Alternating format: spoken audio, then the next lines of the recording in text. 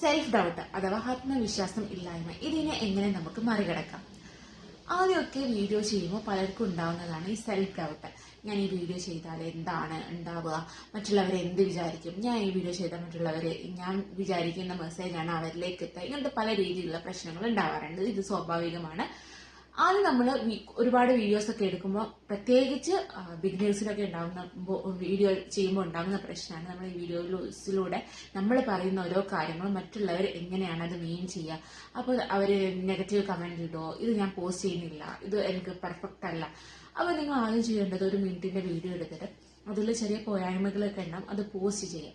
അത് പോസ്റ്റ് ചെയ്യുമ്പോൾ നമുക്ക് നെക്സ്റ്റ് വീഡിയോ എടുക്കാനുള്ള ഒരു പോസിറ്റീവ് എനർജി കൂടിയാണ്. അപ്പോൾ സെൽഫ് ഡൗട്ടും ഇതൊക്കെ ഉണ്ടെങ്കിൽ നിങ്ങൾ ആദ്യം ഒരു പടി, എന്ത് കാര്യം ചെയ്യുമ്പോൾ സെൽഫ് ഡൗട്ട് നമുക്ക് ഉണ്ടാവാം. അപ്പോൾ ഒരു സ്റ്റെപ്പ് നിങ്ങൾ ചെയ്യുക.